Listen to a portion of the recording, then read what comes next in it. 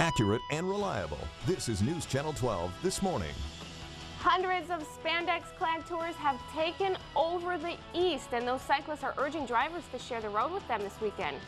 Good morning, Eastern Carolina. It's Sunday, April 10th. Thanks so much for waking up with us. I'm Alize Prosy. And I'm meteorologist Tori Shaw. Well, it's the second night in a row that we went to bed with some rather rain and thunderstorms. And if you check the rain amounts for the past 24 hours, some of us have received, a good chunk.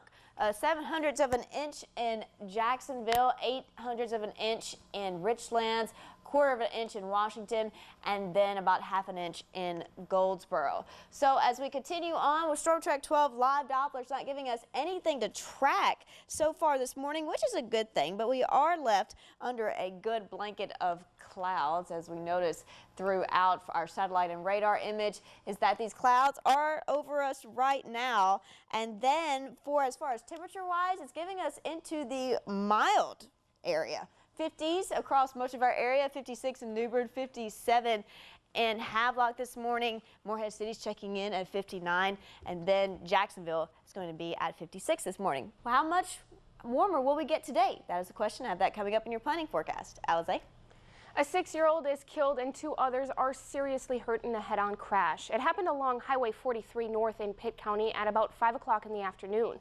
Yesterday's wreck involved 2 cars, a Jeep Cherokee and a Honda Accord. 39-year-old Mupin Wu Cummings was driving the Jeep.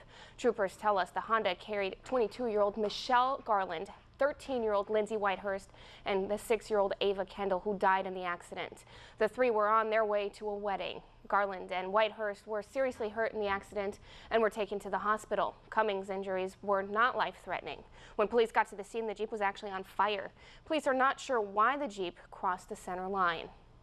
The Coast Guard is searching for a missing boater near Oregon Inlet. The 28-year-old man was one of 3 people thrown overboard at about 8 o'clock Saturday morning after a wave hit their boat.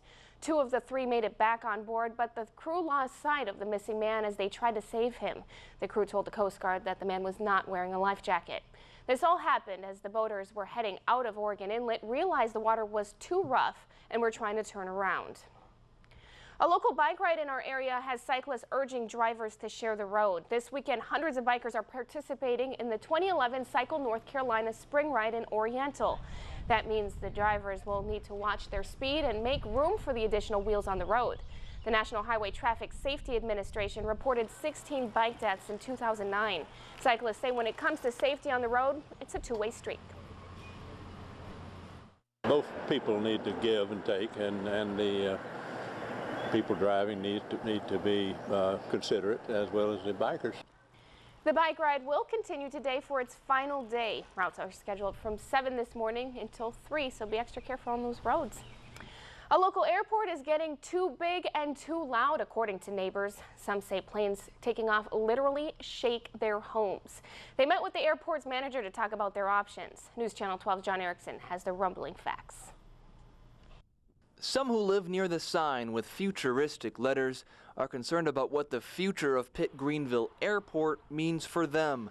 Car traffic is not their worry, no, it's air traffic. We're not talking about some far-flung neighborhoods miles from the airport, no. The runway is behind me. The closest house we can find is just probably 20 or 30 feet from the barbed wire fence here. Evelyn Marshall lives a few doors down. A fence is all that separates their yard from the airport grounds, and the concern she and her husband share is the sound.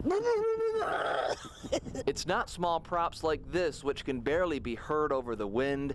It's the jets that have become frequent flyers as the airport has expanded. To get away from nights where you jump, you shake, you look out the back windows because it sounds so strong. They'd like the airport to buy their house so they can move. The airport director says that's a possibility. Well, that's the challenge, is to balance the demand, the growth, the numbers we've seen at the airport over the last few years, that new demand for air service that is coming about, with the challenge of not adversely impacting the neighborhoods. The effects on the neighborhoods was why this neighborhood meeting was packed, with angst in the air over what will be in the air over their homes. The airport says they're studying what might need to be done to help the neighbors find their quiet. because the friendly skies, some here say, do not always make for quiet neighbors. That was John Erickson reporting. Officials at the airport say some simple tricks could help too, like asking pilots to not accelerate too quickly once they're off the ground. First Lady Michelle Obama and the Vice President's wife Jill Biden are scheduled to visit the East this week. Their visit is part of a national tour to support military families. They'll be at Camp Lejeune Wednesday to speak to thousands of troops and their families. Then they'll be part of a large-scale baby shower for 40 moms-to-be.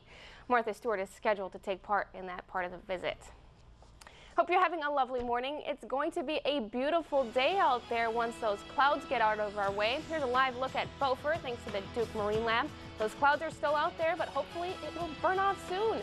Tori will have a complete look at your forecast in just a little bit.